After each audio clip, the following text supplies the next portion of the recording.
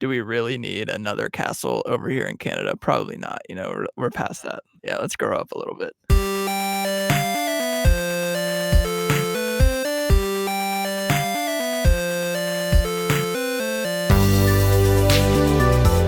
Hello, Stellar community. Welcome to episode 11 of the Stellar podcast. We now have to use hands and one toe to count the number of episodes of the Stellar podcast. So that's very exciting.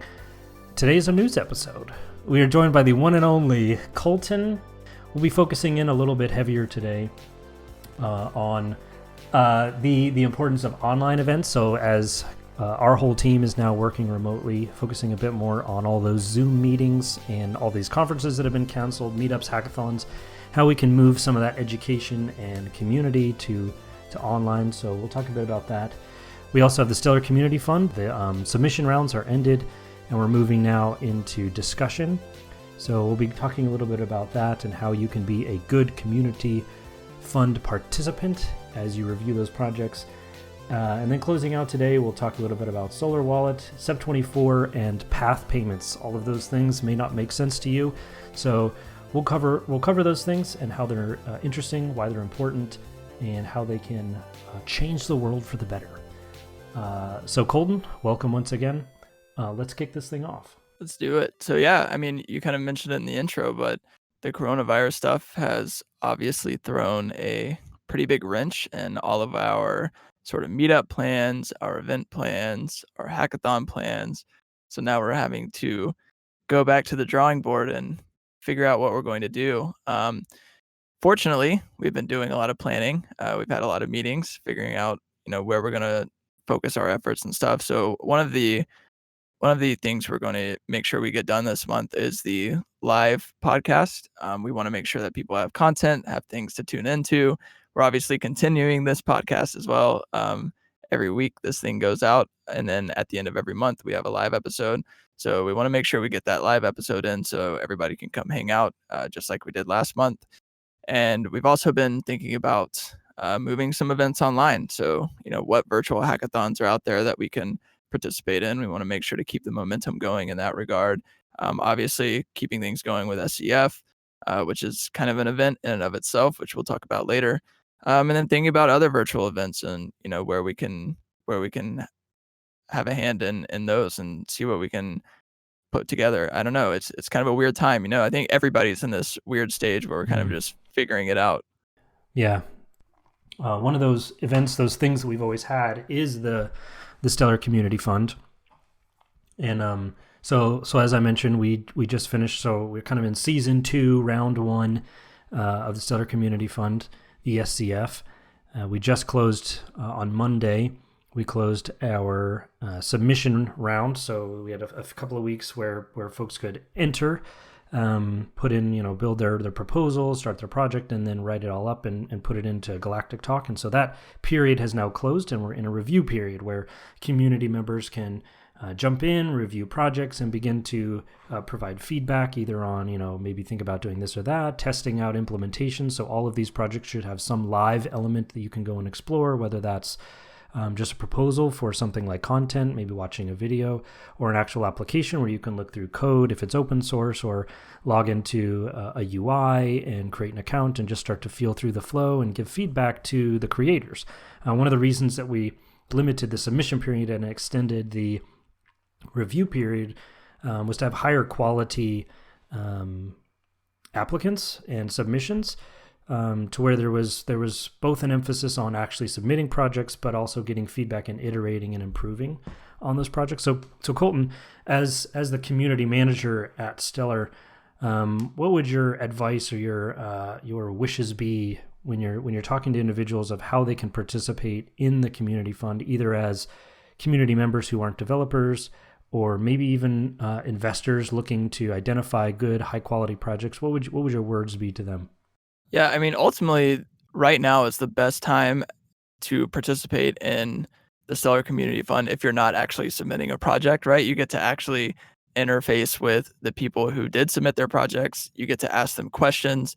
You get to ask for the finer details. You get to ask about, their plans for the next couple of months, their plans after they actually launch. You get to ask anything you want, right? You also have an opportunity to get feedback. And so use this time, please, by all means, to participate in these discussions. It's not only important for you as a community member ultimately voting on where the end funds get allocated, but also it's important for the projects who submitted. Without their feedback, it's hard, or without your feedback, it's hard for them to iterate. It's hard for them to make changes. It's hard for them to set a roadmap, because they're ultimately, if they don't get any questions or feedback, they're just going to be kind of blindly building this thing out and hoping people like it later. Right. And you want to make sure that you have a hand in shaping the direction of these things, because they're ultimately building it for you. They're building it for the community. They're building it for, users outside of the Stellar community eventually. So you want to make sure that these things get ironed out right now. And it's just the best time to do it during this discussion period that closes on April 20th, I think. And so it also helps other community members who are voting, because they get to sort of have educated decisions behind, their votes. They're not just kind of guessing, especially if they get to see all of their, questions and concerns answered over the course of a month. They kind of know who they're voting for, what they should expect to get, what direction that project's going to go, et cetera. So now is just like the perfect time to interface with projects, get your feedback in, get your questions in. That way, come voting time, you know everything you need to know to make, the right decision with your vote. Yeah, I think you bring up a really good point too. Through your feedback, through your suggestions, tweaks happen and new projects can come about. I mean, I've definitely been swayed and made changes and built things based directly from feedback that I received from non-programmers or non-entrepreneurs, just very committed community members or individuals who had legitimate problems in their daily lives that they wanted solved. And you can commit those, you can submit those, and see the developer community get behind the greater Stellar community who just has daily problems that they want solved or things made easier. And as you voice those needs, developers are listening, like they're looking for opportunities to build things out in things like the Stellar Community Fund. So don't feel like you're a subpar member. You're a critical part of the Stellar ecosystem through the feedback that you give and the reviews that you do and the suggestions that you make and the detailed feedback that you provide. You can take your role incredibly seriously through your ability to identify where issues are and where improvements can be made and voice those things so that developers can observe that and see that and really get a true and accurate understanding of where the greater world at large is in their needs and build for that, rather than, like Kolten said, just kind of shooting in the dark, hoping that this thing sticks. Totally. And I was going to add, this is also, some people's first foray into the Stellar community. Some of these names and faces that submitted projects this round are new, right? They're new to the Stellar ecosystem. And as a community, it's kind of our responsibility to make sure they feel welcome, make sure their voice is heard as well as your voice is heard. And so this is just a good time to do that. Good time to, show some love in both directions. And especially in this time when we're all kind of locked at home and stuff, it's good to have human interaction every once in a while. So don't be afraid to give your thoughts and reach out to people and ask them questions, whether it's on galactictalk.org, which we'll have in the show notes, of course, and then, or just go to their Keybase or go to the Stellar Keybase team and talk about it.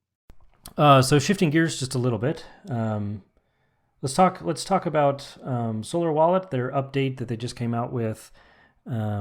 This implementation of SEP 6, SEP 24, give a quick overview of what those are and how it relates to path payments, which Kolten, I know you just put out a wonderful explainer on path payments, walking through what it is. It can be a bit confusing, but at the end of the day, it's quite simple. It's just the specifics of it that can confuse some people. So we'll talk about that, but starting off with this SEP 6. So an SEP is a Stellar ecosystem proposal. So this idea of creating interoperability. So the Stellar community is going to have some issue, and everybody's relatively gonna have this issue. If they're building on Stellar, if you're a wallet, if you're an anchor, if you're some service provider within the Stellar community, you may have a particular issue. And so to create interoperability where everybody kind of agrees on the solution, you'll create or follow a SEP, a Stellar ecosystem proposal. So there are two of these for these on and off ramps, these anchors. where essentially you've got an entity which has an asset, and we want people to be able to move into and out of that asset. So if you think of stable coins, like the US dollar stablecoin that is issued by many different entities. You've got USDT, USDC, GUSD, and then you've got on the Stellar network, Anchor USD. There's also EUT, so a Euro token. There's lots of these different stable tokens, and anchors can kind of be that asset, that intermediary between the bank account where we hold these, if you will call them like physical dollars, and then moving those through the anchor to digitize those and move them onto the Stellar network where they can move freely within the network, and then do that in reverse, right? So that same entity, you send them the digital token, they convert it back into a bank account deposit via something like an ACH payment. So this concept is not in any way new. I mean, you can do this on Coinbase, for example, with their USDC token, which is actually issued by another entity. So an anchor might be two different entities, but it's more just this idea of this on and off ramp. But you have a payment that you make through your bank account to Coinbase. They will take that cash, they'll put it into your account in some digital format and convert that into a USDC, which you can then move all over the Ethereum network. And then at any point in time, you can send it back to Coinbase if you want to move it back to your bank account and convert that cash, the USDC, back into a US dollar token and have an ACH payment made back to your bank. So that functionality is built into this SEP 6, which was then updated. So a version came out. It was pretty good, but there were ways to make it better. And so an update came out that was SEP 24. And so SEP 24 is the most current version of this anchor flow, this on and off ramp flow. And so Solar Wallet, which is a cryptocurrency wallet that implements or connects to the Stellar network where you can have all these different assets, they've implemented this flow where you can connect to these anchors, which will accept whatever currency that anchor is providing. So I think they've got several different ones on there, US dollars being one of them, where you send a payment to the anchor. They convert that into a token, and then you can use that token and then perform that flow in reverse. So they just recently added that. But the big question, I think, kind of becomes, okay, I've got this US dollar token, but what good is it? Like, why do I want this thing? If you're using Cash App or Venmo, you might be able to do this where you send a payment, an ACH payment or debit card payment to the Cash App, and you get some digital dollars that you can then move around within the Cash App network or the Venmo network. But you're kind of limited in that sense, where it can't go a lot of other places. It has to stay within your friend group, or it has to at least stay within the US dollar acceptance group. So whoever's willing to accept that form of currency. And a big reason that the interoperability of Stellar is so neat and important is you can move outside of just this currency barrier, this currency gate, fencing, if you will, and go between different currencies. You can go from USD to euros. I mean, Cash App just recently came out with this big update that you could make payments in US dollar and your friend in Europe can receive euros. That functionality has been core to Stellar from the very beginning through this concept of path payments. So I'll pass the baton over to Kolten to talk a bit more about how that works and why that's interesting and how you can use this functionality already today through the combination of SEP 24 flows, this on-off ramp, and path payments. Yeah, totally. So like you said, it's really important to be able to go from the real world to the Stellar network and then back out again. And we see this flow all the time, as you previously mentioned, Cash App, Venmo. People are familiar with this in their everyday lives, but it's something that's relatively new to sort of blockchain crypto space, even though that's been an area of focus for Stellar in general.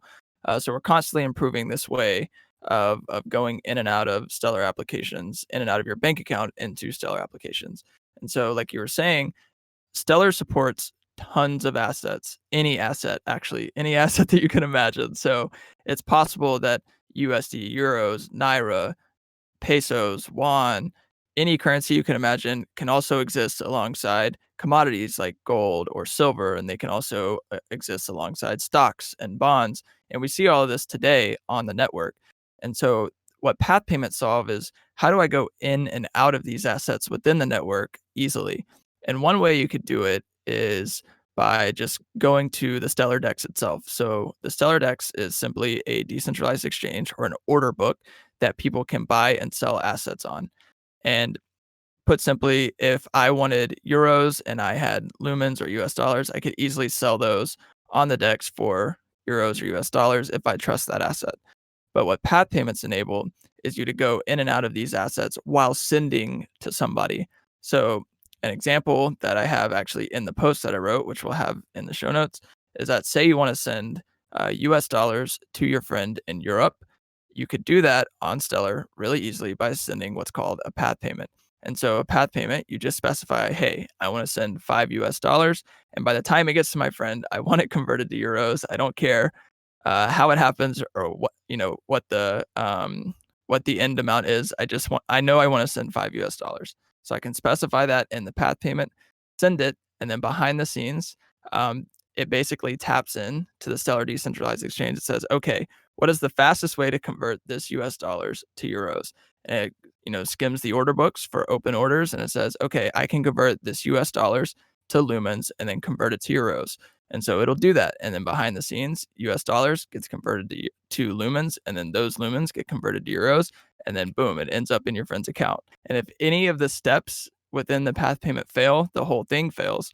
But if it succeeds, obviously they all succeed. So you can instantly send these payments in and out of different assets. And this opens up, a world of possibilities. And maybe we can go down that rabbit hole a little bit of like what it means to be able to go in and out of different assets on a network so fluidly, whether it's from USD to euros or USD to gold or whatever it is. I mean, at a base level, from individual to individual, that's just so valuable to be able to send asset A to somebody who doesn't want asset A but wants the value of asset A in some other asset. So I want the asset of your USD, but I want it in euros because that's what I'm going to use to buy groceries, or that's what I use to pay my rent. And if I have to do that conversion on my side, that adds a layer of complexity and difficulty. It might be weird fees. I have to open that order book myself. And so this thing that's replicatable, this thing that I would always have to do, turning your USD into the euros that I need, you can just do that programmatically through the order books that already exist that you'd already have to use to make that happen. So it's basically just tapping into what's already going on, which is these order books between assets, tapping into those assets automatically on chain in behind the scenes through a path payment, so that as a user, all I have to do is just say I want to send US dollars and have it end up as euros. And then however many hops it has to take to get there, so however many assets it has to move through, order books it has to go through, it's automatically going to find the best price for that to happen. And there's lots of, there's lots of little tweaks and things you can do, different ways you can send the path payment to make it exactly what you want, exactly what you need. But it's a phenomenal way to actually just get asset A, the value of asset A, to somebody else who wants the value of that asset in a different token. And like, there's lots of, you can, so that's one way, one reason that path payments are amazing, but you can also use it to pay yourself in a different asset to accept something else. So basically to open up a market order, for yourself to another asset. So you have to be a little bit careful when you pigeonhole yourself into one use case of something, because even the term path payment doesn't necessarily make a lot of sense. But when you say you can send USD and they receive euros, like that connects with people. That's something that they want. That's something that they need. That's something that they do all the time already. So that might be a user to user, but it could also be contractors able to pay their employees or their 1099 contractors. They can pay them now in the asset that they actually want. So rather than paying them Bitcoin, you can pay them the actual asset that they want in their local currency, and you can send whatever you want, whatever currency you have the most of, wherever you store your value, you send that, and they receive something else. The only thing that it relies on in between is that there are active, liquid order books in between to make those conversions happen. It's not magic. It doesn't destroy some token and invent some other token. Like, it actually goes through order books, but it's doing that thing that you would have to do anyway, and it's just doing that automatically as part of the payment. Yeah, and the advantage that, Stellar has in a lot of regards, especially when it comes to asset issuance and markets and stuff, is that anybody can do this. Any service can decide, "Hey, you know what? I want to accept, Naira deposits and withdrawals, and I wanna issue it on Stellar. I wanna accept USD deposit withdrawals, etcetera." And then anybody can also say, "Hey, I would like to make a market for this asset or this asset." On Cash App, you're kind of limited to what they decide to support, and that's where the sort of advantage goes to Stellar, right? Is that Hmm. you have this open network, anybody can issue these assets, and so it could serve a lot more people by default than something like Cash App or Venmo can. And whereas Cash App and Venmo might have, like, the brand advantage, Stellar has the advantage that it's open, participation is open, and people can just literally build what they want and experiment with this stuff. And so that opens up a lot of opportunities for people to build cool stuff, experiment with new ideas, experiment with path payments, experiment with building apps that only support path payments that are direct to consumer. They let people just, hey, you can pay your family now with this, or hey, you can pay your friends now with this. So that's where it kind of gets exciting, is that you're not limited in the same way that you are when using Cash App or Venmo or anything like that. Which is also why it's important to connect to the real world, right? It's like the Hmm. infrastructure is more efficient when it comes to Cash App and Venmo, and if we can catch up to those and we can get more apps using the SEPs and using the deposit and withdrawal flow that is extremely efficient, then you kind of you cut the distance a little bit. So I don't know if you caught it in their Stellar community, but that was Kolten's pitch for all you Stellar Community Fund builders. Let's get a Cash App, Build Venmo. it. Yeah, that's not a crypto wallet. It's just a payment method, payment app that connects to these SEP24 anchors where you can just get people paid, and it doesn't look like a crypto wallet. It just works, and it makes these payments much easier. And it doesn't feel like Yeah. crypto.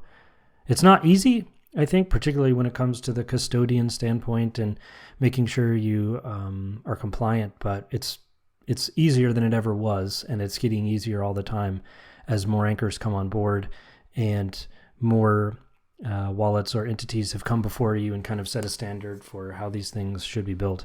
That's one of the reasons SEPs are so great, is you can look through those and see how are other companies doing this, and how might I be able to comply with the way that other folks are building these, so that I gain that level of interoperability to where a user of my application all of a sudden has that. I mean, it's just insane.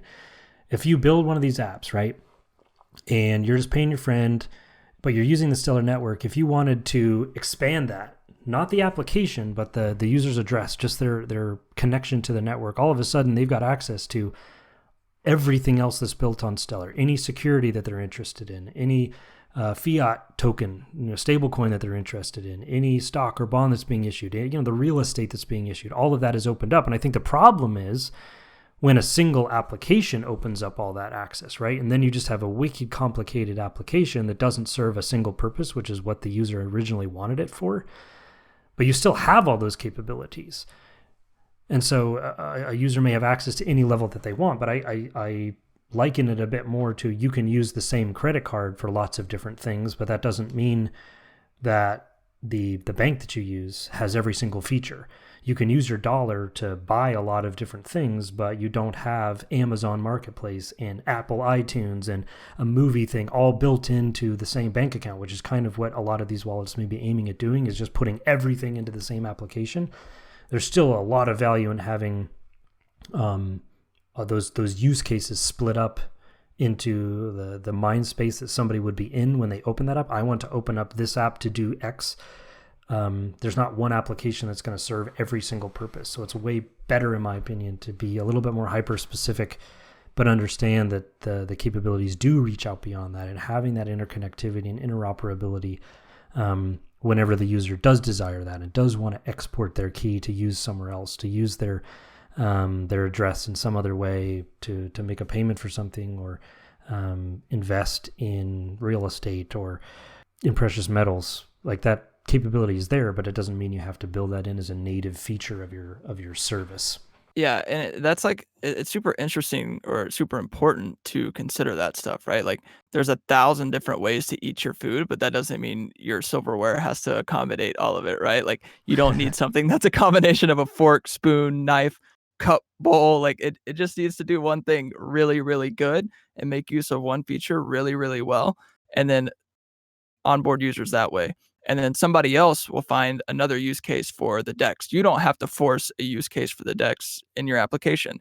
And in some cases, you don't have to force a payment use case in your application, right? Somebody else can do that. Mm-hmm. So having all these different people focusing on individual things kind of pushes usability forward and then Right. ultimately pushes interoperability forward. And then you onboard users and then people give feedback, they decide what they want, they decide what's important, and that ultimately ends up shaping the direction of applications, shaping the direction of the network. And so it's just important that you're not trying to tackle too much at once and then overwhelming users such that nobody ends up using what you're building. Don't make a lot of assumptions on what users want or how they're going to want to use this thing. And I would argue too, start growing your see beyond just the crypto nerds to the general populace who really benefit from things like path payments and don't want to trade on the DEX or have open order books or multi-sig wallets. Those things can be valuable. A lot of those things can be obfuscated away behind the scenes because non-crypto nerds just don't care, and it's going to turn them off. But this thing has legs. It has value to people who are not crypto nerds, who don't want to trade, who just want to pay people across borders, who just want to open up business to a global audience. So build for those folks and please those folks and get paid by those folks. And then as they have more needs, either add that in or create new services, partner with other people. I mean, this is an interoperable network. That's the whole point. So don't feel like you have to build everything into one application. For sure. And I mean, there's a lot of great people in the Stellar community that you can get feedback from, but also get feedback from like your friends and your family, right? Mm-hmm. They're probably just regular people who use Venmo and Cash App and have opinions. And those opinions are what's really important because ultimately that's the user base that I think crypto and blockchain as a whole has had trouble tapping into just because it feels like too much. It just feels like a lot. And the more you can impress them and the more you can make it easier for that crowd to use, the better off you'll end up being, not only as a project, but as a business. And you'll have so much of an easier time selling your thing. And please, like, people do not care if you're building on a blockchain. They care that what they're using works. So your marketing angle doesn't have to be that you're a blockchain project, right? It has to be that, hey, we're building this use case and it works right now. There's no magic. Use it. It works. Focus on that. All right. Well, super valuable conversation. I enjoyed it as always. Thanks so much for jumping on as usual, Kolten. We'll have a live show up before too long. Hopefully, in the next few weeks, we'll coordinate with that and get a fun new live episode up for everybody. Last one was loads of fun. I can only assume that the next one will be loads x2, more fun, because that's exponential growth. That's how that works. That's how that works. Hockey sticks. Be safe out there, people. Be safe out there.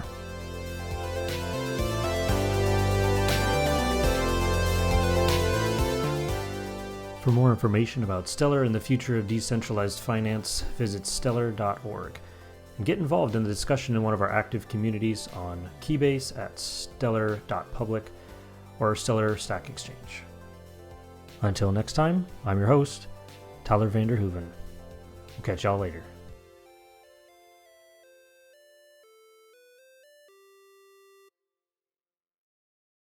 Kolten will see you all out with some of his high-quality ASMR. Definitely not. You want to be the hit him with it? Thank you for listening to the Stellar Community Podcast.